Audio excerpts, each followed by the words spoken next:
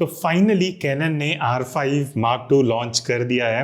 ये R5 Mark II नहीं है, ये कैनन R5 है जो मैं ऑलमोस्ट पिछले 4 साल से यूज़ कर रहा हूँ। जब ये लॉन्च हुआ था तभी मैंने ऑर्डर कर दिया था और तब से लेकर अभी तक मैं इसको यूज़ कर रहा हूँ फोटोज़ के लिए, मेजरली वीडियोज़ के लिए। आज इसकी बात नहीं करेंगे, आज हम R5 Mark II की बात करेंगे और मैं ज़्यादा टेक्निकल नहीं जाऊँगा। जो नई इंप्रूवमेंट्स आई हैं, जो मुझे चीज़ बढ़िया लगी उसके बारे में मैं बात करने वाला हूँ। स्टार्ट करते हैं सेंसर के साथ। 45 मेगापिक्सल का सेंसर है जो फोटोग्राफर्स के लिए काफ़ी, स्पेशली अगर आप प्रोफेशनल फोटोग्राफर हो, आपके लिए काफ़ी बढ़िया रहने वाला है बिकॉज ज़्यादा रेजोल्यूशन है। और ज़्यादा रेजोल्यूशन का मतलब है आप ज़्यादा इमेजेस को क्रॉप कर सकते हो, बड़े प्रिंट्स निकाल सकते हो, स्पेशली अगर आप एक प्रोफेशनल हो।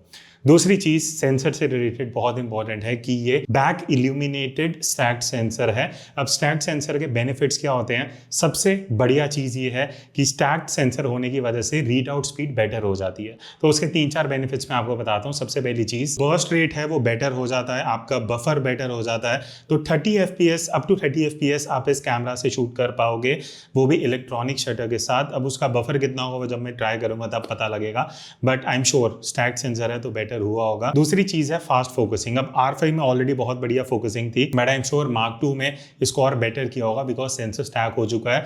तो फास्ट रीड आउट है, इस वजह से जो एक्यूरेसी है और जो स्पीड है फोकस की वो काफ़ी ज़्यादा बेटर हो जाती है। अब इसके अलावा लो लाइट में बेटर परफॉर्मेंस होगी। अब देखो, क्योंकि 45 मेगापिक्सल है तो जब ज़्यादा मेगापिक्सल होते हैं पिक्सल साइज छोटा हो जाता है, वो सारी टेक्निकल चीज़ें जिस वजह से नॉइस आ जाती है। बट क्योंकि एक स्टैक्ड सेंसर है तो लो लाइट परफॉर्मेंस इसका बेटर होना चाहिए। लास्ट और सबसे इंपॉर्टेंट चीज़ है रोलिंग शटर। तो कैनन ने क्लेम किया है कि R5 से 40% लेस रोलिंग शटर। अब रोलिंग शटर क्या होता है? जब कुछ भी मूवमेंट होता है, कुछ वर्टिकल चीज मूव हो रही है तो उसको कितना सीधा दिखाया जा रहा है उसको अब और बेटर कर दिया, तो वो आपका जो स्ट्रेट लाइन होगी वो और ज्यादा स्ट्रेट दिखेगी। अब जो अगला बढ़िया फीचर दिया गया वो है आई कंट्रोल ऑटो फोकस। अब ये कैनन R3 में आया था बट अब R5 Mark II में भी आ चुका है। अभी आई कंट्रोल ऑटो फोकस क्या होता है? जब आप अपने व्यू फाइंडर से देख रहे हो और अपनी आंख को इधर उधर ऊपर जहाँ भी मूव कर रहे हो ना, आपका जो ऑटो फोकस है वो उसी मूवमेंट को ट्रैक करेगा।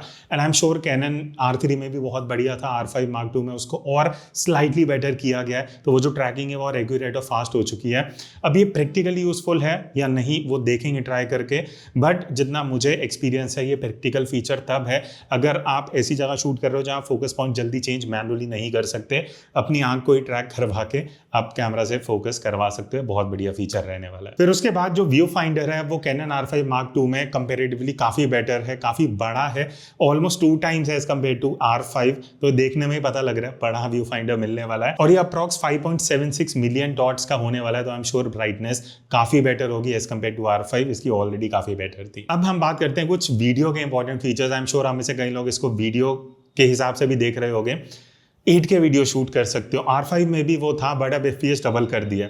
तो अब आप इन कैमरा, ध्यान से सुनना, in camera 8K 60 FPS raw video shoot कर सकते हो बिना किसी एक्सटर्नल मॉनिटर वगैरह के। तो आप सोचो कितना डेटा उस कैमरा के अंदर प्रोसेस हो रहा होगा। तो 8K वीडियो 60 FPS रॉ आप शूट कर सकते हो। 4K की अगर मैं बात करूं तो 4K में 60 FPS आप SRAW शूट कर सकते हो, बट अगर आपको और स्लो मोशन में जाना है 4K 120 FPS तक आप वीडियो रिकॉर्ड कर सकते हो। ये विद ऑडियो है, तो टेक्निकली बहुत बढ़िया फीचर्स मिल रहे हैं। अब इसके अलावा कई एडवांस चीजें की बात कर लेते हैं वीडियो में।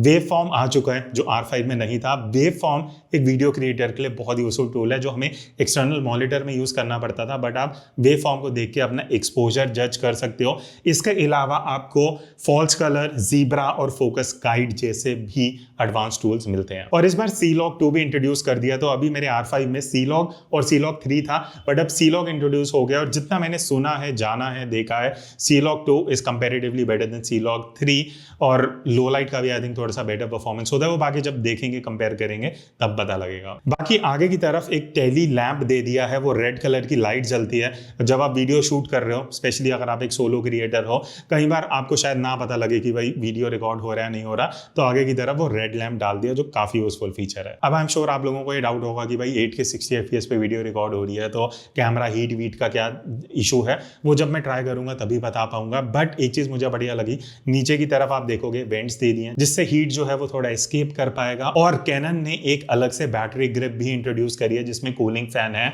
आई थिंक वो 40 समथिंग थाउजेंड 41,000 के आसपास की है। तो अगर आप एकदम प्रोफेशनल लेवल पे जाके शूट करने वाले हो इतना हाई FPS इतना हाई रेजोल्यूशन पे, इट इज़ फॉर श्योर कि इतनी सी कैमरा बॉडी में हीटिंग होगी तो वो बैटरी ग्रिप आपको हेल्प कर पाएगी। अब कैनन का IBIS तो बढ़िया रहा है, R5 में भी मुझे कोई दिक्कत नहीं हुई। अब R5 Mark II में अप टू 8.5 स्टॉप्स का IBIS मिलता है, तो अपने आप में बहुत सही है। अगर आप वीडियो कर रहे हो, फोटोज कर रहे हो, कुछ भी कर रहे हो, आपका जो सेंसर है वो इन बॉडी इमेज स्टेबलाइजेशन के साथ आता है जिसमें बढ़िया स्टेबलाइजेशन मिल जाएगी। अब कुछ कमाल के फीचर्स की मैं बात करता हूँ जो मुझे लग रहा है कि जिस वजह से शायद मैं कंसिडर कर सकता हूँ R5 Mark II को। सबसे पहले चीज़ है ड्यूल शूटिंग मोड। अब ड्यूल शूटिंग मोड में क्या होने वाला है कि आप वीडियो फोटो दोनों साथ में निकाल सकते हो। वीडियो की अगर मैं बात करूं तो 1080p 30 FPS पे आप वीडियो रिकॉर्ड कर सकते हो और फोटोज को 33.2 मेगापिक्सल में 16:9 रेशियो में अप टू 7.5 स्टॉप्स पे आप निकाल सकते हो, जो बहुत बढ़िया फीचर है। स्पेशली अगर आप फोटोज भी ले रहे हो, उसको एक तरीके से आपको BTS में भी दिखाना है तो आप उसमें यूज कर सकते हो। और दूसरा कमाल का फीचर है pre continuous shooting up to 15 FPS। अब इसमें क्या होगा, जब आप हाफ शटर बटन प्रेस करके रखोगे ना तो 15 फोटोज क्लिक होंगी कंटिन्यूअसली। मतलब अगर आप बर्स्ट मोड में शूट कर रहे हो और अगर आप फुल प्रेस करोगे उसके बाद जो फोटोज क्लिक होंगी वो भी रहेंगी। तो प्री कंटिन्यूअस शटर में क्या है कि फुल प्रेस करने से पहले आपको जो 15 फोटोज हैं वो मिल जाएंगी। और कई बार ऐसा होता है आप एकदम प्रेशियस मूवमेंट जब शूट करते हो शायद उससे हल्का सा पहले हो जाता है, तो ये फीचर उन लोगों के लिए काफी यूजफुल रहने वाला है। तो उसके बाद 4K अप स्केलिंग का भी एक फीचर है। अब इसमें क्या होगा, जो आप JPEG फोटो लोगे 24 मेगापिक्सल के आसपास आएगी, उसको आप 4 टाइम्स ज्यादा रेजोल्यूशन में करके अराउंड 96 मेगापिक्सल पे आप उस फोटो को अपस्केल कर सकते हो, वो भी इन कैमरा। तो ये भी बहुत बढ़िया चीज है। बाकी लास्ट में मैं बैटरी की बात कर देता हूं। तो कैनन ने इस बार एक नई बैटरी निकाली है फॉर श्योर, बिकॉज आप जब 4K 120 FPS 8K 60 FPS पे जा रहे हो आपको बैटरी ज्यादा बेटर चाहिए। तो जो नई बैटरी आई है वो है LPE6P और ये 2130 mAh की बैटरी है। जो पहले बैटरी आ रही थी LPE6NH वो आई थिंक 1800 mAh की थी। तो बैटरी काफ़ी बेटर हो चुकी है। प्राइसिंग का ज़्यादा फर्क नहीं है। आई थिंक ये नई वाली बैटरी 8000 के आसपास का MRP है और LPE6NH 7,500 की थी, तो 500-600 का ही फर्क है। तो आई थिंक नई बैटरी लेने का ज़्यादा मतलब बनता है। तो ये था अभी तक जो मुझे पता लगा cannon EOS R5 Mark II के बारे में। अभी मैं ये कमेंट नहीं कर पाऊंगा, बहुत जल्दी हो जाएगा कि क्या मैं अपग्रेड कर रहा हूं या R5 यूजर्स को अपग्रेड करना चाहिए नहीं करना चाहिए।